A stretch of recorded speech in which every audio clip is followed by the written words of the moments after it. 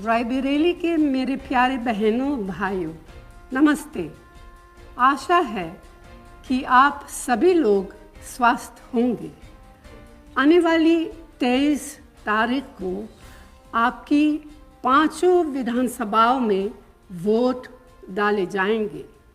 यह चुनाव आपके लिए बहुत ही महत्वपूर्ण चुनाव है, क्योंकि आपने 5 साल ऐसी सरकार देखी जिसने आपके बीच अलगाव पैदा करने के अलावा कुछ काम नहीं किया। मेरे किसान भाई बहन इतनी मेहनत से देश के लिए अन्न उगाते हैं। इन 5 सालों में आपको न तो फसलों का दाम मिला, न खाद मिली और न ही सिंचाई की सुविधाएं। आपके ऊपर कर्ज का बोझ है और आवारा पशु आपकी फसलों बर्बाद कर देते हैं। ठीक यही हाल नौजवानों का है। नौजवान अपने आने वाले कल के लिए मेहनत से पढ़ाई करते हैं, नौकरी की तैयारी करते हैं, लेकिन भाजपा सरकार ने आपको घर बैठा दिया। सरकारी नौकरियों के 12 लाख पद खाली पड़े हैं, लेकिन आपको नौकरियां नहीं दी गई। पेट्रोल, डीजल, रसोई गैस, सरसों तेल के दाम इतने बढ़ गए हैं कि आम लोगों के घर चलाना मुश्किल हो गया है। मेरी बहनें पाए पाए जोड़कर अपना घर परिवार चलाती है, लेकिन महंगाई ने उनका जीवन दुभर कर दिया।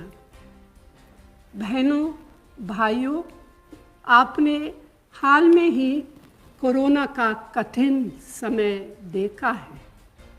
एक तरफ आपको ऑक्सीजन, दवाइयाँ और अस्पताल में बेड नहीं मिले। अपने प्रियजनों को खोया है, जिनके लिए वही एकमात्र सहारा थे।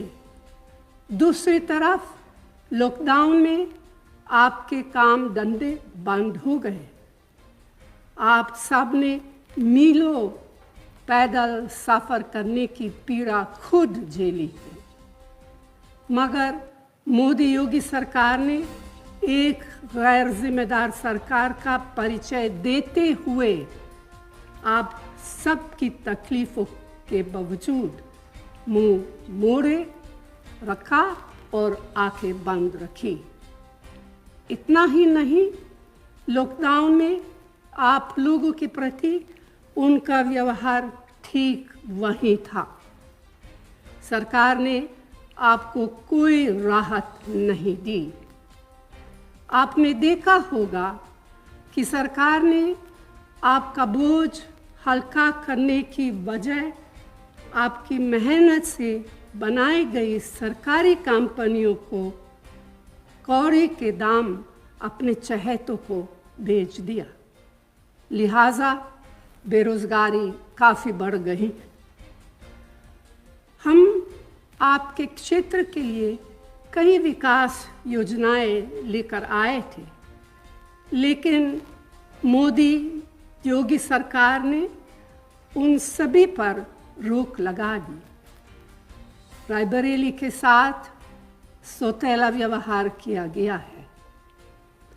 आपने कांग्रेस की राजनीति देखी है।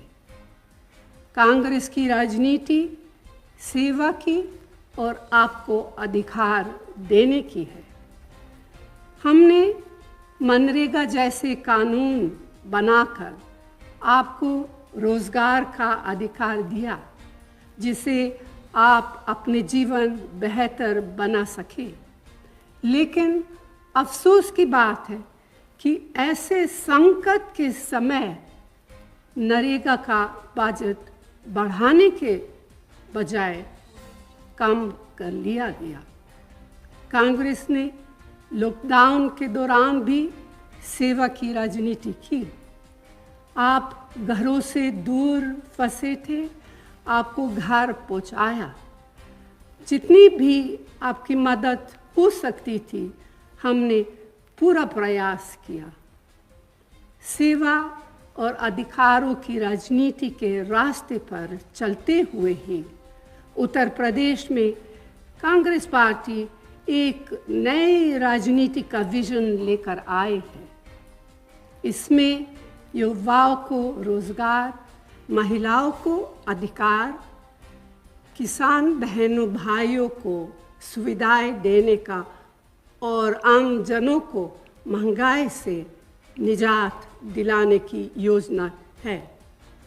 हमने महिलाओं के लिए शक्ति विधान, युवाओं के लिए भर्ती विधान और उत्तर प्रदेश के विकास के लिए उन्नति विधान तैयार किया है।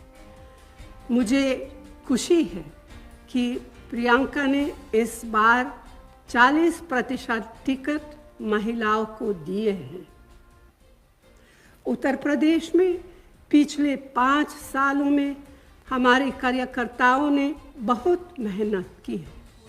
जनता के हक की लड़ाई लड़ते लड़ते हमारे 18,000 कार्यकर्ता जेल भेजे गए। बहनों और भाइयों, मैं अपने आप को आपके परिवार का एक अटूट हिस्सा मानती हूँ। हम आपके जीवन को बेहतर बनाने वाली राजनीति के प्रति समर्पित हैं। हम आपको ऐसा विधायक देना चाहते हैं जो दिन रात आपके लिए काम करे और आपको मजबूत बनाने वाली योजनाएं बनाए।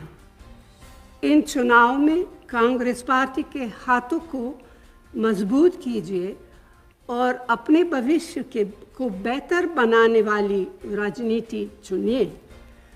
रायबरेली के हमारे सभी उम्मीदवारों को भारी मतों से जिताइए। जय हिंद।